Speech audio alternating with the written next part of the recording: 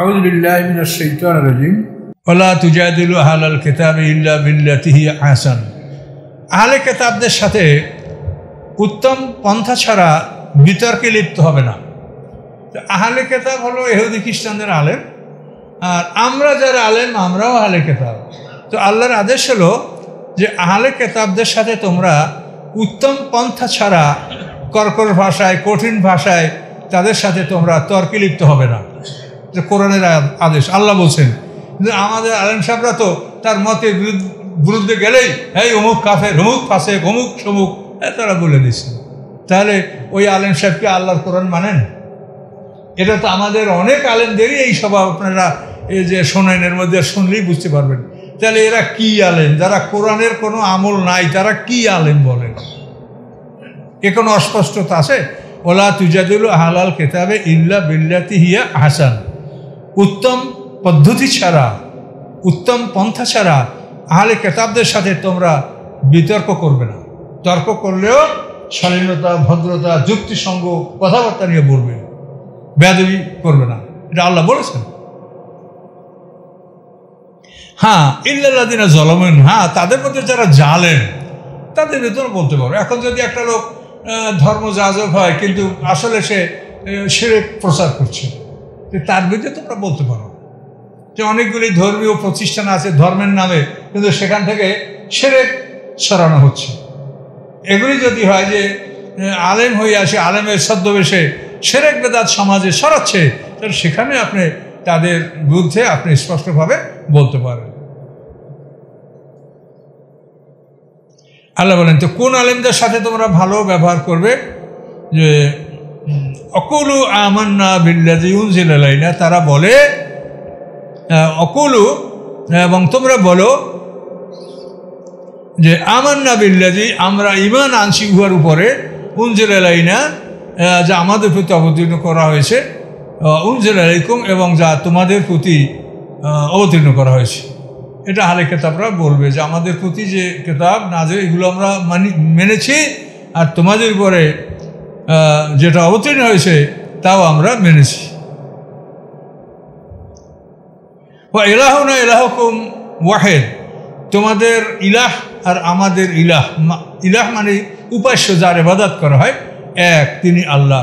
ওয়া নাহনু লাহু মুসলিমুন, আর আমরা সবাই সেই আল্লাহর প্রতি আত্মসমর্পণকারী। ইসলামের মূল বিষয়টা হলো আত্মসমর্পণ, সারেন্ডার, যে আমরা আল্লাহর কাছে আত্মসমর্পণ করব। আকাযালিকা আনজালনা ইলাইকাল কিতাব, এভাবেই আমি আপনার প্রতি কিতাব নাযিল করেছি হে মুহাম্মদ সাল্লাল্লাহু আলাইহি ওয়াসাল্লাম। ফাল্লাযীনা আতাইনাহুমুল কিতাবা ইউমিনুনা বিহি, এবং যাদেরকে আমি কিতাব দান করেছি তারা এই কিতাবের ঈমান আনে। অর্থাৎ পূর্ববর্তী আহলে কিতাব যারা, তাদের মধ্যে অনেকেই এই কোরআনের উপর ঈমান আনে। অমেন হাউলায় মাইয়ুমিনু বিহি, এবং এদের থেকে অনেকেই এমন আছে আহলে কিতাবদের আলেমদের মধ্যে তারা ঈমান আনছে। ওমা ইয়াজহাদু বিআয়াতিনা ইল্লাল কাফিরুন, আমার আয়াতগুলিকে কাফের ছাড়া অন্য কেউ অস্বীকার করে না। যারা কাফের তারাই কোরআনকে অস্বীকার করে, অন্য কেউ কোরআনকে অস্বীকার করে না। আল্লাহ বলেন, ওমা কুনতা তাতলু মিন ক্বাবলি, এর আগে কখনোই আপনি কোরআন তেলাওয়াত করেন নাই। ওমা কুনতা তাতলু মিন ক্বাবলি মিন কিতাব, ইতিপূর্বে আপনি কোনো কিতাব আপনি তেলাওয়াত করেন নাই। আপনি উম্মি, পড়াশোনা করতে জানেন না, কাজে আপনি কোনো কিতাব পাঠ করেন নাই। ওয়ালা তাকুতু বিয়ামিনিকা, এবং আপনি আপনার ডান হাত দ্বারাও কোনো কিছু আপনি লেখেন নাই। ইযাল লারতাবাল মুবতিলুন, যে এই বাতিলপন্থীরা আপনাদের সন্দেহ করবে যে মুহাম্মদ সাল্লাল্লাহু আলাইহি ওয়াসাল্লাম কিতাব পড়া জানে, তো অমুক অমুক কিতাব পড়িয়া বোধহয় এগুলো বলছে। মুহাম্মদ সাল্লাল্লাহু আলাইহি ওয়াসাল্লাম লিখতে জানে, তাই উনি ওদেরকে এটা লেখাইছে। কাজে এটা তারা বলতে পারবে না। আপনি পড়তেও জানেন না, লেখাও জানেন না, কাজে আপনার উপরে নিজের রচনা করার অপবাদ এটা তারা দিতে পারে না, দিলে সেটা যুক্তিসঙ্গত নয়। বালহু আয়াতুম বাইয়িনাতুম ফি সুদুরিল লাযিনা উতুল ইলম, বলো এগুলি স্পষ্ট আয়াত ফি সুদুরিল লাযিনা, ওই সমস্ত আলেমদের অন্তরে, উতুল ইলমা, যাদেরকে জ্ঞান দ্বারা দান করা হয়েছে। যারা আহলে কিতাব তাদের অন্তরে এই বিষয়ে জ্ঞান আছে, তাদের কিতাবে এগুলি লেখা আছে যে মুহাম্মদ সাল্লাল্লাহু আলাইহি ওয়াসাল্লাম শেষ পয়গম্বর, তার এই গুণাবলী, কোরআনের এই বৈশিষ্ট্য, এগুলি সব তাদের কিতাবে লেখা আছে। ওমা ইয়াজহাদু বিআয়াতিনা ইল্লা যালিমুন, এবং জালেমরা ছাড়া কেউ আমার আয়াতগুলিকে অস্বীকার করে না। তো জালেম বলতে সব ধরনের অপরাধীরই জালেম, আর সবচেয়ে বড় জুলুম হচ্ছে শিরক করা। অকলু তারা বলে লাউলা উনজিলা আলাই আয়াতু মির রাব্বি, মুহাম্মদ সাল্লাল্লাহু আলাইহি ওয়াসাল্লামের পরে আল্লাহর পক্ষ থেকে কোনো মুজিজা কেন আসে না, অলৌকিক শক্তি মুজিজা এটা কেন আসে না? কুল আপনি বলুন ইন্নামাল আয়াতু ইনদাল্লাহ, মুজিজা আল্লাহর কাছে, ওটা আমার কাছে না। এটা যে আমি একটা তোমাকে দেখাই দেবো এটা আমার কাছে কিছু নাই। ওয়াইন্নামা আনা নাযিরুম মুবিন, নিশ্চয়ই আমি প্রকাশ্য ভয় প্রদর্শনকারী। তা আমরা মনে করি অমুক হুজুরের কেরামত আছে, কেন মুহাম্মদ সাল্লাল্লাহু আলাইহি ওয়াসাল্লাম বলে যে মুজিজা আমার কাছে না, তাহলে হুজুরের কাছে কেরামত কোত্থেকে আসে? এই যে সমাজের কতগুলি মানে মিথ্যা ধারণা কল্পনা যে মানুষের অন্তরে মানে বিরাজ করছে, এইগুলি আমরাই তাদের অন্তরটা সৃষ্টি করছি। হুজুরের অনেক কিছু জানে, ইলমে গায়েব জানে, বা হুজুরের কেরামত আছে, এর কাছে কেরামত দেখাইতে পারে, এগুলি ঠিক না। তার কারণ আল্লাহ বলছেন, মুহাম্মদ সাল্লাল্লাহু আলাইহি ওয়াসাল্লামকে আল্লাহ শিখিয়ে দিয়েছেন ইন্নামাল আয়াতু ইনদাল্লাহ, নিশ্চয়ই মুজিজা হচ্ছে আল্লাহর কাছে। আমা আনা ইল্লা নাযিরুম মুবিন, আমি স্পষ্ট ভয় প্রদর্শনকারী ছাড়া আমি কিছু নই। আল্লাহ বলেন তোমরা মুজিজা চাচ্ছ কেন? আওয়ালাম ইয়াকফিহিম, তাদের জন্য কি যথেষ্ট হয় না যে আন্না আনজালনা আলাইকাল কিতাবা, যে আমি আপনার উপরে কিতাব নাজিল করেছি, ইউতলা আলাইহিম, যে কিতাব তাদেরকে পাঠ করে শোনানো হচ্ছে। ইন্না ফি যালিকা লারাহমাতান ওয়া যিকরা, নিশ্চয়ই এর মধ্যে রয়েছে আল্লাহর রহমত এবং উপদেশ, লিকওমি ইউমিনুন, ওই জাতির জন্য যারা ঈমান রাখে। আল্লাহ বলছেন যে মুজিজা কেন চাও? এই কোরআনই তোমাদের মুজিজা। এই কোরআনের সাথে তোমরা সারা পৃথিবীর জিন ইনসান একত্রিত হয়ে কোরআনের সমকক্ষ কোরআন রচনা করতে পারলে না, 10টা সূরা রচনা করতে পারলে না, শেষ পর্যন্ত কাউসারের মতো একটা সূরাও তোমরা রচনা করতে পারলে না। কাজে তোমরা আবার আলাদা মুজিজা কি চাও? এটাই তো মুজিজা, যে এই কোরআন এই এমন এক শক্তি, এর সাথে তোমরা সারা দুনিয়ার জিন ইনসান মিলে মোকাবেলা করতে পারছো না। কুল আপনি বলে দেন কাফা বিল্লাহি বাইনি ওয়া বাইনাকুম শাহিদা, সাক্ষীর জন্য আল্লাহ এবং সাক্ষীর জন্য আমার মাঝে এবং তোমাদের মাঝে আল্লাহই সাক্ষী হিসাবে যথেষ্ট, যে আমি নবী, এর জন্য তোমরা সাক্ষী দিচ্ছ না, কিন্তু আল্লাহই সাক্ষী হিসাবে যথেষ্ট। আল্লাহ সবচেয়ে বড় সাক্ষী। আল্লাহ নিজে সাক্ষী দিচ্ছেন আমার নবুয়তের উপরে যে আমি মুহাম্মদ সাল্লাল্লাহু আলাইহি ওয়াসাল্লাম নবী, এটা আল্লাহ সাক্ষী দিচ্ছেন। কাজে আল্লাহ সবচেয়ে বড় সাক্ষী। তোমরা যদি সাক্ষী না দাও, আমার নবুয়তের উপরে তোমরা যদি সাক্ষী প্রদান না করো, তাতে আমার কোনো ক্ষতি নেই। ইয়ালামু মা ফিস সামাওয়াতি ওয়াল আরদ, আল্লাহ জানেন যা কিছু আছে আকাশের মধ্যে, যা কিছু আছে পৃথিবীর মধ্যে। আল্লাযীনা আমানু বিল বাতিল, এবং যারা বাতিলের উপর ঈমান আনে, বাতিল মানে দেব দেবী মূর্তি, আল্লাহ ছাড়া অন্য যেগুলো ডেইটিস মানে ফলস ডেইটিস, যে মানে মিথ্যা উপাস্য, এগুলিকে বলা হয়েছে বাতিল। ওয়া কাফারু বিল্লাহ, এবং যারা আল্লাহকে অস্বীকার করে, উলাইকা হুমুল খাসিরুন, তারাই প্রকৃত ক্ষতিগ্রস্ত, তারা ক্ষতিগ্রস্ত হবে। ওয়াস্তাজিলুনাকা বিল আযাব, আপনার কাছে তারা দ্রুত শাস্তি কামনা করে, যে আপনি আমাদের শাস্তি ভয় দেখান, শাস্তি নিয়ে আসেন। এতো লুতের কওম বলছিল, তো শাস্তি আসে নাই। নূহ আলাইহিস সালামের জাতীয় তো চাইছিল, আসে নাই শাস্তি। তো আল্লাহ বলেন ওরা আমার কাছে শাস্তি ত্বরান্বিত করে। আল্লাহ বলেন লাউলা আজালু মুসাম্মা লা জাআমুল আযাব, তাদের জন্য নির্ধারিত সময় যদি ইতিপূর্বে লিখিত না থাকতো, তাহলে অবশ্যই শাস্তি আসতো। তা আমি আল্লাহ তাদের জন্য একটা সময় লিপিবদ্ধ করে দিয়েছি, এখন আমি এটা পাল্টাতে চাই না, এই জন্য আমি তাদের সময় পর্যন্ত অপেক্ষা করছি। সময়টা ফুরিয়ে গেলে শাস্তি আসবে। রাসূলকে আল্লাহ বলছেন ফালা তাআজাল আলাইহিম ইন্নামা নাউদ্দু লাহুম আদ্দা, আল্লাহ বলেন হে রাসূল, তাদের ধ্বংসের ব্যাপারে আপনি দ্রুততা ব্যস্ততা কামনা করেন না, দ্রুত আপনি এটা চাইেন না। ইন্নামা নাউদ্দু লাহুম আদ্দা, আমি তাদের জন্য খালি গুনে যাচ্ছি। আল্লাহর কি গোনা লাগে?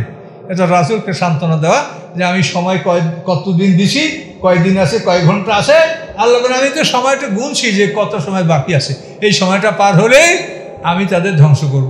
যেহেতু আল্লাহ বলেন যে আমি নিজের সময়টা তাদেরকে দিয়েছি, তো এইটা আমি আবার ক্যান্সেল করব, এটা আমি করতে চাই না। তারপর যদি কেউ বেশি বাড়াবাড়ি করে, তো সেক্ষেত্রে আল্লাহ ক্যান্সেল করতেও পারে।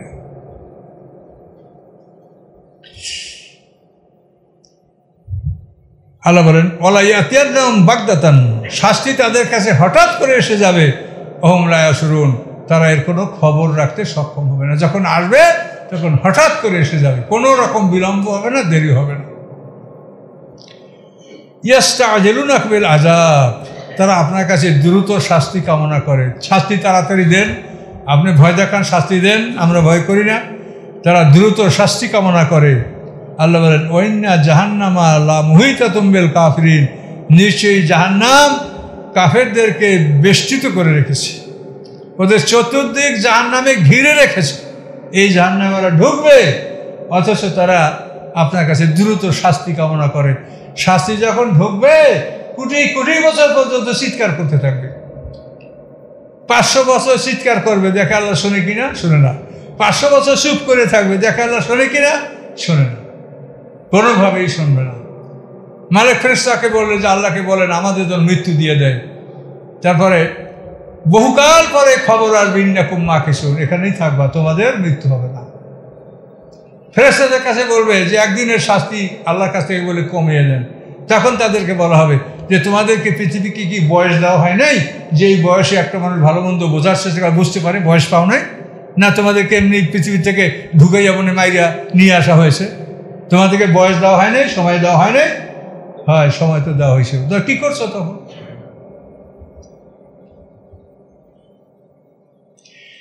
ইয়াওমা ইয়াগশাহুমুল আযাবু মিন ফাওকিহিম ওয়া মিন তাহতি আরজুলিহিম ওয়া ইয়াকুলু যুকু মা কুনতুম তা'মালুন, যেদিন তাদেরকে শাস্তি ঢেকে ফেলবে। কিভাবে ঢাকবে? মিন ফাওকিহিম, তাদের উপরে আগুনের আবরণ থাকবে, আগুনের তাঁবু ছায়া থাকবে। ওয়া মিন তাহতি আরজুলিহিম, তাদের পায়ের নিচে দাঁড়াবে যে জায়গায় সেটাও হবে আগুনের তৈরি বিছনা, উপরে যেটা থাকবে সেটা আগুনের তৈরি, এবং চতুর্পাশে যে কানাত থাকবে বেষ্টনী সেটাও হবে আগুনের, এর মধ্যেই তাদেরকে আল্লাহ রাখবেন। ইয়াওমা ইয়াগশাহুমুল আযাব, সেদিন আযাব তাদেরকে ঢেকে ফেলবে, তাদের উপরে থাকবে শাস্তির আগুনের আবরণ, তাদের পায়ের নিচে থাকবে আগুনের বিছনা, তাদের বেষ্টনী কানাতগুলি হবে আগুনের। ওয়া ইয়াকুলু যুকু মা কুনতুম তা'মালুন, এবং তাদেরকে বলা হবে যে তোমরা যা আমল করতেছিলে তার শাস্তি তোমরা ভোগ করো। এভাবে জাহান্নামে তাদেরকে বলা হবে। ইয়া ইবাদিয়াল্লাযিনা আমানু, হে আমার বান্দারা যারা ঈমান এনেছো, শোনো, ইন্না আরদি ওয়াসিআতুন, নিশ্চয়ই আমার পৃথিবী প্রশস্ত, ফাইয়া ফাবুদুন, তোমরা আমারই ইবাদত করো। আমার এই বিশাল পৃথিবী, তোমরা যদি যেখানে আছো সেখানে বসে ইবাদত করতে না পারো, তাহলে তোমরা আমার বিশাল পৃথিবীতে যেখানে তোমার জন্য ইবাদত করা সম্ভব সেখানে তুমি চলে যাও। আল্লাহ হিজরত। তো এখন বর্তমান পৃথিবীটা এমনভাবেই সারা বিশ্বের মানুষ এটাকে ভাগ ভাগ করে রেখেছে যে দখলবিহীন ফাঁকা পৃথিবী নাই কোথাও। পৃথিবীর এমন কোনো অঞ্চল আছে যেটা কেউ দখল করে নাই, যদি থাকে তো সেটা তো মানব বসবাসের অনুপযোগী। কি দক্ষিণ মেরুতে অ্যান্টার্কটিকা, যদিও এটা কেউ দখল করে নাই, দখলে আছে কিনা আমি বলতে পারবো না, কিন্তু যদিও বেদখল থাকে সেখানে তো মানুষ বসবাস করা সম্ভব না। তো যেসব অঞ্চলে মানুষ বসবাস করা সম্ভব সে অঞ্চলগুলি সবই পৃথিবী এরা ভাগ করে নিয়ে গেছে। এখন আমরা হিজরতটা কোথায় করব? তো আল্লাহ বলছেন যে আমার পৃথিবী প্রশস্ত, যেখানে সম্ভব সেখানে গিয়া তোমরা আমার ইবাদত বন্দেগী করো। তবে এই পৃথিবীতে আমরা আংশিক ইবাদত বন্দেগী যে যেখানে আছি সেখানেই করতে আমরা পারছি, কিন্তু পূর্ণাঙ্গ ইবাদত আমরা করতে পারছি না বর্তমান পৃথিবীতে। এই জন্য আল্লাহ পরিবেশটা দেখছে যে পৃথিবীটা কি অবস্থা এখন আছে, আমরা কে কোথায় যাব, আমাদের তো হিজরতের কোনো এখন জায়গা নাই। মদিনা ইসলামী রাষ্ট্র সৃষ্টি হয়েছে, মক্কার লোকদেরকে বলা হয়েছে মদিনা হিজরত করো, কিন্তু মক্কা বিজয়ের পরে হিজরত শেষ। এখন মক্কা মদিনা একই রাষ্ট্র, হিজরত নাই। এখন সারা পৃথিবীটাই মানুষের দখলে। যদি কোনো রাষ্ট্র কাউকে অনুমতি দেয়, নাগরিকত্ব দেয়, তো সেই সেখানে বসবাস করতে পারে। নাগরিকত্ব দান না করলে নিজের ইচ্ছে হিজরত করে কেউ কোথাও যেতে পারে না। কাজে এই বিষয়গুলির যে জটিলতা সৃষ্টি হয়েছে এর জন্য আল্লাহর কাছেই বলতে হবে, এটা আমরা নিজেরা এর কোনো সমাধান দিতে পারবো না। তো আল্লাহ বলছেন কথাটা যে আমার এই পৃথিবী ব্যাপক প্রশস্ত, তোমরা আমারই ইবাদত করো। আমার ইবাদত করার জন্য তোমরা যেখানে সেভাবে জায়গা সুযোগ সুবিধা আছে সেখানে তোমরা গিয়ে আমার ইবাদত করো, আমার গোলামি করো। আর শুনে রাখো, কুলু নাফসিন যায়কাতুল মাউত, সমস্ত মানুষ মৃত্যুর স্বাদ গ্রহণ করবে। নাফস বলতে প্রাণী, সকল প্রাণী মৃত্যুর স্বাদ গ্রহণ, এমন কোনো প্রাণী নাই যে মরবে না। যারা সৃষ্টি তাদের, যাদের জন্ম, যাদের সৃষ্টি আর তাদের মরণ আছে। এই জন্য পৃথিবীটা একটা সৃষ্টি, এটাও মরবে। আকাশ পৃথিবীর সৃষ্টি, এটা মরবে। গ্রহ নক্ষত্র সৃষ্টি, এগুলো মরবে। চন্দ্র সূর্য সৃষ্টি, এগুলো মরবে। বিজ্ঞানের বলে যে সূর্য এখন যে গতিতে চলে, এইভাবে 10,000 কোটি বছর সূর্য যদি চলে, তো সূর্য তার গন্তব্যস্থলে পৌঁছবে, সূর্যের অস্তিত্ব বিলুপ্ত হবে। সোলার অ্যাপেক্স সূর্যের গন্তব্যস্থল, এটা বিজ্ঞানীরা মনে করেন। তাহলে সৃষ্টি যাকে আল্লাহ সৃষ্টি করা হয়েছে, যে জন্মেছে তার মৃত্যু আছে। কুল্লু নাফসিন, সকল প্রাণী মৃত্যুর স্বাদ গ্রহণ করবে। তারপরে কি হবে? সুম্মা ইলাইনা তুরজাউন, তারপর তোমাদের সবাইকে আমার কাছে নিয়ে আসা হবে। ফেরেশতারা সিংহা বাঁশি বাজাবে, এই ইসরাফিল আসলামের সিংহার ফুৎ করে সব মাটি ফেটে ফেটে আমরা বের হয়ে সব আল্লাহর কাছে লাইন দেব বিচারের জন্য, আমরা বিচার প্রার্থী হব। আল্লাযীনা আমানু ওয়া আমিলুস সালিহাত, যারা ঈমান এনেছে এবং সৎকর্ম সম্পাদন করেছে, লানুবাবিয়ান্নাহুম মিনাল জান্নাতি গুরাফা, আল্লাহ বলেন আমি জান্নাতের কামরাগুলোই তাদের বাসস্থান হিসেবে দান করব। তাজরি মিন তাহতিহাল আনহার, এবং এই জান্নাতগুলি তলদেশ থেকে নহর প্রবাহিত রয়েছে। খালিদিনা ফিহা, সেখানে তারা অনন্তকাল থাকবে। নেমা আজরুল আমিলিন, কতই উত্তম পুরস্কার কর্মীদের জন্য, যারা এই কর্ম পালন করেছে, আমলে সালেহ করেছে, তাদের জন্য কতই সুন্দর নেয়ামত, কর্মফল, পুরস্কার। আল্লাযীনা সাবারু ওয়া আলা রাব্বিহিম ইয়াতাওয়াক্কালুন, যারা ধৈর্য ধারণ করেছে এবং রবের উপরে তাওয়াক্কুল করেছে। ধৈর্য এবং তাওয়াক্কুল, এই ধৈর্য জিনিসটা আসলে আমাদের সবার মধ্যেই অভাব, আমারও অভাব, আপনারও অভাব। ধৈর্য আমাদের যে পরিমাণ ধৈর্য ধারণ করার কথা, আমরা সেই পর্যন্ত ধৈর্য ধারণ করতে পারছি না। এর মধ্যেই আল্লাহর কাছে আমরা অভিযোগ করছি, তাতে অনেক সময় আমরা আল্লাহর সাথে বেয়াদবিমূলক কথাও আমরা করে বসছি, যে আল্লাহ এখন এটা করে না কেন, এখনও কি আল্লাহ দেখে না, এটা আমরা বলে ফেলি আমাদের ধৈর্যের অভাব। কিন্তু আল্লাহ বলছে যে না, আরও ধৈর্য ধারণ করো, আল্লাহর উপরে তাওয়াক্কুল করো, তাহলে সব সমস্যার সমাধান হবে। এখানে একটা শানুরুদ্দিন আছে, আমি একটা তর্জমা করছি। আল্লাহ বলেন ও কাইয়্যিম মিন দাব্বাতিন লা তাহমিলু রিজকাহা আল্লাহু ইয়ারযুকুহা ওয়া ইয়াকুম ওয়া হুয়াস সামিউল আলিম। কত বিচরণকারী পৃথিবীতে প্রাণী আছে যারা তাদের রিজেক বহন করতে পারে না, তারা তাদের রিজেকটা বহন করতে পারে না। আপনি আপনার রিজেকটা একটা ক্যারিয়ারে বহন করে নিতে পারেন, ব্যাগে খাদ্যটা নিয়ে যেতে পারেন, কিন্তু একটা গরু তার খাদ্য বহন করতে পারে, বা গরু বা একটা পাখি বলতে পারে যে আমার খাদ্যটা আমি বহন করে নিলাম। তাহলে বলেন বহু প্রাণী এমন আছে যারা নিজেদের খাদ্যকে বহন করতে পারে না, সঞ্চয় করতে পারে না, সংরক্ষণ করতে পারে না। এই যারা বিচরণকারী মানে পশু পাখি জীবজনার, তারা তাদের খাদ্যকে সঞ্চয় করে রাখতে পারে। আমরা যখন বছরের খাবার গুটি রেখেছি যে আমরা 1 বছর সেটা খাবো, কিন্তু ওরা তো পাচ্ছে না। তা আল্লাহ বলেন কত সৃষ্টি আমার আছে, কত প্রাণী আছে যারা তাদের নিজেদের খাদ্য বহন করতে পারে না, সঞ্চয় করেও রাখতে পারে না। আল্লাহু ইয়ারযুকুহা, আল্লাহ তাআলা ওই সব প্রাণীদেরকে খাদ্য দান করে থাকেন, ওয়া ইয়াকুম, এবং তোমাদেরকেও খাদ্য দান করে থাকেন, ওয়া হুয়াস সামিউল আলিম, তিনি সব কিছু শোনেন, সব কিছু জানেন। এই কথাগুলি আল্লাহ কেন বলছেন? হিজরত করার জন্য যখন আদেশ দেওয়া হয়েছে, তখন অনেক দুর্বল চিত্তের মুসলমানরা বলেছে যে আমরা মদিনায় যাব, সেখানে আমাদের জমি নাই, বাড়ি নাই, ঘর নাই, কিছু নেই, আমরা সেখানে কীভাবে থাকবো। এভাবে যখন তারা বলেছেন, তখন আল্লাহ বলছেন যে দেখো, পৃথিবীতে এরকম বহু প্রাণী আছে, তারা নিজেদের খাদ্য বহন করতে পারে না, খাদ্য সঞ্চয় করে রাখতে পারে না। আমি আল্লাহ তাদেরকে খাবার দিই, তারা কেউ অনাহারে মরে না, সবাইকে আমি আল্লাহ খাবার দেই।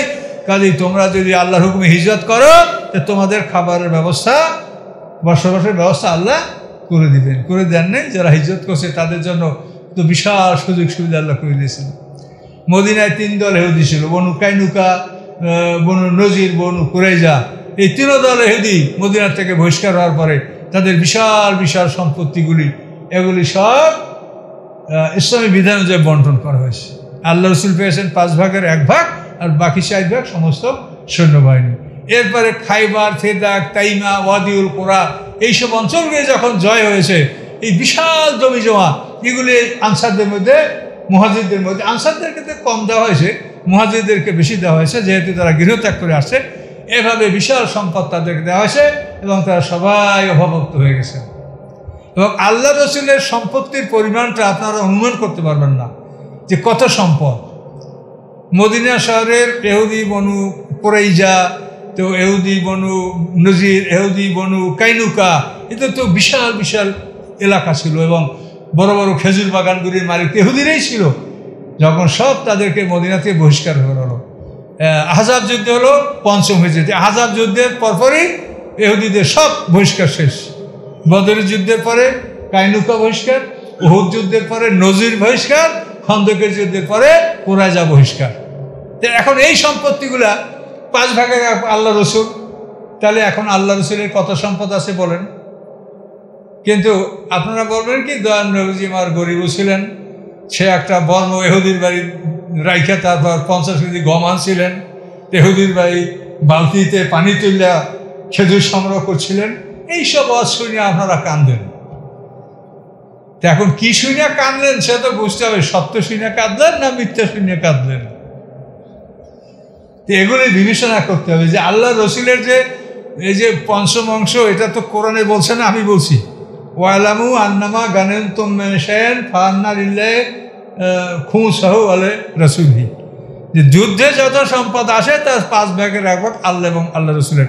রাসূলের সাথে আল্লাহর নামটা হলো তার সম্মানের জন্য, আল্লাহ তো সবই, কিন্তু রাসূলের সাথে আল্লাহর নাম ব্যবহার করা সম্মান। এখানে 5-এর 1 আল্লাহ রসুল এগুলি সব সম্পত্তি পেলেন। আর যেগুলি বিনা যুদ্ধে অর্জিত হয়েছে, মালি ফাই মানে ফিরিয়ে দেওয়া। আপনাকে একটা দায়িত্ব দেওয়া হয়েছে যে ভাই এই টাকা দিয়ে আপনি এই কাজটা করেন, আপনি পারেন নাই, টাইম শুরু হয়ে গেছে, আপনাকে যে মেয়াদ দেওয়া হয়েছে পারেন এতে না, আপনার থেকে টাকা ফেরত নেবে না, মালিককে ফেরত নেবে। যাই তুমি আমার টাইম টেবিল অনুযায়ী তুমি এই কাজটা করতে পারো, টাকা ফেরত দাও। তো এই ফাই মানে ফেরত, মানে আল্লাহ ওদেরকে দায়িত্ব দিয়েছে, পৃথিবীর ধন সম্পদ দিয়েছে যে তোমরা আল্লাহর দিনের দায়িত্ব পালন করো। ওরা যখন দায়িত্ব পালন করে নাই, ওদের থেকে ওই মাল ফিরেই আইনে আল্লাহ মুসলমানদের হাতে দিচ্ছে, এখন তোমরা নাও, তোমরা কাজ করো। এর নাম হচ্ছে ফাই। এই মালে ফাই, এটা সব রাসূলের একার সম্পত্তি। আল্লাহ রসুল বিশাল সম্পত্তির মালিক ছিলেন। কাজী রাসূলের ব্যাপারে এমন একটা ধারণা দেওয়া হয় যে রাসূল ছিলেন ফকির। তিনি দান করেছেন, তিনি সবসময় সম্পদ জমা করার চেষ্টা করেন নাই, কিন্তু তারপরে এই সম্পদগুলো তো স্থায়ী সম্পদ। উনি না বাড়ির খেজুর দান গম তা দিয়েছেন, জমিটা তো স্থায়ী তার। মৃত্যুর সময় তিনি জনগণের সেবাটা রক্ষা করে গেছেন। কারণ এই জন্য আল্লাহ রসুল গরিব ছিলেন এই ধারণাটা, এটা কিন্তু ঠিক না। নবী রসুলরা কেউ গরিব হয় না, নবী রসুলরা সবসময় রাজবংশ থেকে হয়। ফকির বংশ থেকে নবী হইলে ধনীরা বলবে এই বেটা তুই কাইলে আমার বাড়ি ভিক্ষা করলি, তুই আইজ আমাকে দাওয়াত দিতে আইস, তোর কত বড় সাহস, কি বলবে না? কিন্তু নবী আসবে রাজবংশ থেকে। মুহাম্মদ সাল্লাল্লাহু আলাইহি ওয়াসাল্লাম কে? কুরাইশ বংশের নেতাদের বংশের তিনি সন্তান। কাজেই তার সাথে বেয়াদবি অত সোজা না। তাকে হত্যা করার জন্য সমস্ত কুরাইশ একমত হয়েছিল। কেন? যে একা দুকা একজন দুজনের থেকে হত্যা করলে আমরা বাঁচবো না, ওর বংশের লোকে প্রতিশোধ নেবে। এই জন্য আমরা সবাই মিলে একজন যুবক প্রত্যেক বাড়ির থেকে খোলা তলোয়ার নিয়ে বের হবে এবং সবাই মিলে মারবে। এটা কেন? নবী রাসূলরা রাজবংশের লোক থাকে।